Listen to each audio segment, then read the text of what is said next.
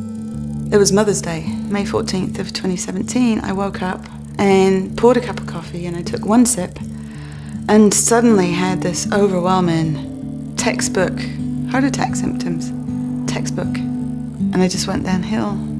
And I went downhill really quickly. And then I had this sort of overwhelming sense of doom, which gave way to an overwhelming sense of peace. And I remember having conversations in my head was, I think I'm dying, I think I might be dying. And then I was like, no, I'm dying. And it was beautiful. I mean, I can't even explain it. I wasn't afraid. But then, of course, all hell broke loose.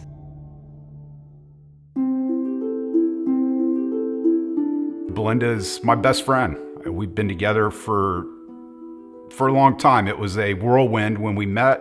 I think as soon as we met, we actually married about 3 months after that. She was who I was waiting for, and I feel very fortunate and lucky to have her in my life. Belinda's just amazing to me. I mean, she gives 110% in life, and that's in everything. I mean, she's a wonderful entrepreneur. She loves being a wife, she loves being a mom, and she loves life. I am the CEO and founder of a company called People. It's hard to start a business. I expected it to be really, really difficult. I honestly had no comprehension of just how difficult it was going to be. I really didn't take care of myself during that time. I worked a lot of hours. I ate takeout at my desk. I took myself to the doctor and discovered I had really, really high blood pressure. Thankfully, that was all it was, and they put me on medication, but that was a wake-up call for me. It was, how am I going to be able to take care of everybody else I need to take care of if I'm not taking care of myself? And I spent a fair amount of time, probably 4 or 5 months, I started walking. And this was an opportunity, to get fit, feel good about myself, learn new stuff. And I did that, and it was great. By the time all was said and done, I had lost a good amount of weight. I mean, I was down overall about 60 pounds. I went on to lose another 10. And worked really, really hard, but I discovered this whole new lifestyle. I'm so happy for her that she did change her lifestyle, and it opened me up too. So I joined her on the nutrition, I joined her on some of the exercising. She's doing triathlons. It's amazing. Then on Mother's Day, May 14th of 2017, I woke up and it was a normal morning. We were gonna get up, we were gonna go cycling again because it was a pretty day, and suddenly had this overwhelming, it was textbook heart attack symptoms. The crushing pain in the chest, the pain in my jaw, my teeth hurt. It was a horrible feeling. I was flushed. I wasn't sweating crazy, but I was panic-stricken, honestly. And so I stood there for a minute and I dropped, and I thought, okay, I'll be all right. So I walked into the bedroom and I laid down and thought, I'll just hug this pillow. I had been lucky enough to be invited to the Heart Association luncheon just a few weeks before this happened. And as I laid in bed, face down, holding my pillow, telling myself, oh, this will pass, all of a sudden, all the videos that played during that luncheon of the women who had survived heart attacks or died from heart attacks started playing in my head. And so I had a stiff chat with myself about what I needed to do. My husband was actually home, and he came into the bedroom and said, what's the matter? And I said, I think you need to call an ambulance.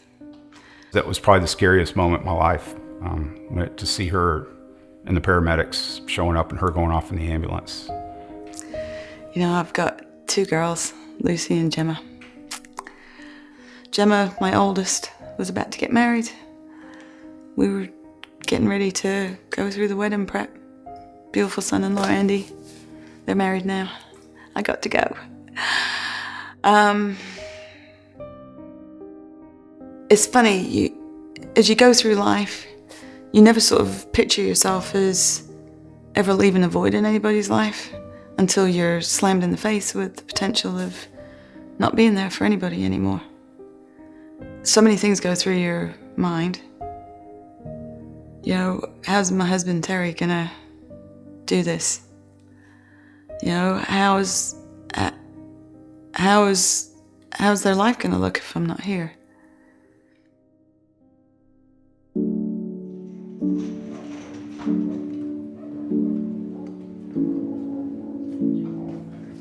The work that the American Heart Association does is so incredibly important. I know so much more about heart disease and how it affects women.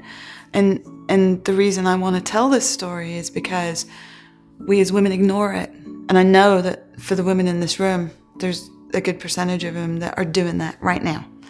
They're maybe experiencing a little something, or maybe they're not experiencing anything, but they're not going and getting a checkup. They're not going and getting a cardiac scan. It's non-invasive. It takes less than an hour. Go do it. 1 in 3 women are going to die of some sort of cardiovascular event, either a stroke or a heart attack.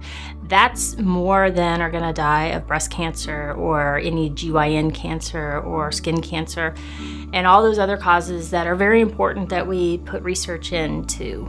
But this is something that also has a preventative element to it. Whereas the others have screening elements, these have preventative elements. And then if you really take control of your life, see your primary care doctor, know your numbers, do your lifestyle modifications, we can prevent this. What people don't realize is that 80% of all cardiovascular disease can be prevented. And I think that's where we're really turning a lot of the funds and the research is to understanding how we can prevent this bad stuff from happening. I view the American Heart Association as the primary educator in this space. And that is a reason to support them with your time and your financial assistance. You know, we can reach so many more people and keep them from either losing a loved one or losing their own life. You actually have the opportunity to save yourself. I'm pretty sure the people that count on you would think that was a big deal.